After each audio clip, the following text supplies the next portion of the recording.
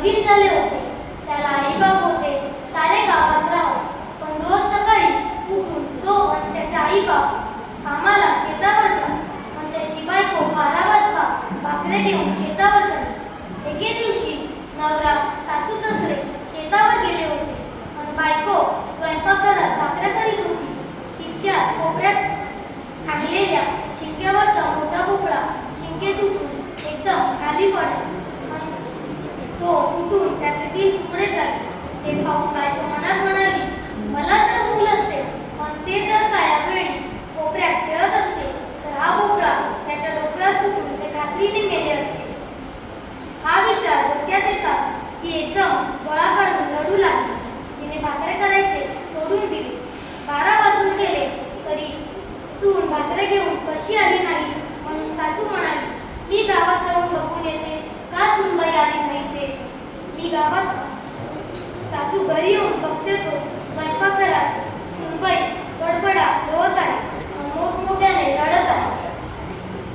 सासूने विचारले, सूनबाई का रडतेस? तेव्हा त्यावर सूनबाईने घडलेली गोष्ट सांगितली. ते ऐकताच सासूबाई रडू लागते. तेव्हा म्हातारा व मुलगा येतात. घडलेली गोष्ट सासूबाई त्यांनाही सांगते. त्यावर मुलगा म्हणाला, वेळ लागलाय का तुम्हाला? अजून आम्हाला मूल नाही झाले पण ते डोक्यावर भोपळा पडून मेले असते अशी कल्पना करून तुम्ही रडत का बसला आहात मूर्खासारखे? मला आता या घरात राहायचेच नाही. तुमच्यापेक्षा जास्त मूर्ख माणसे जगात आहेत असे मला आढळले तरच मी या घरात पुन्हा येईल. असे म्हणून तो शेतकरी रागारागाने घरातून बाहेर पडला. जाता जाता वाटेत त्याला एक घर दिसले. त्या घराच्या समोर एक माणूस एका गाईला खांद्यावर उचलण्याचा प्रयत्न करत होता असे त्याला दिसले. तो त्या माणसाला म्हणाला, त्या गाईला कशाला उचलतोस? ती रे कशी उचले? तेव्हा तो माणूस म्हणाला, बरं आलास, मला आता जरा मदत कर. या घराच्या कौलांवर पुष्कळसे गवत उगवले आहे. ते खाण्यासाठी मला या गाईला घरावर चढवायचे आहे. शेतकऱ्याला हसू आले पण तो काही न बोलता पुढे चालू लागला. मनात म्हणाला, माझ्या घरातल्या माणसांपेक्षा आहे खरा मोठा माणूस. काही वेळाने त्याला आणखी एक घर दिसले. त्या घराचं दार बाहेरून बंद होते आणि एक माणूस शिडी लावून त्या दाराच्या वर असलेल्या लहानशा जाळीतून आत शिरण्याचा प्रयत्न करत होता.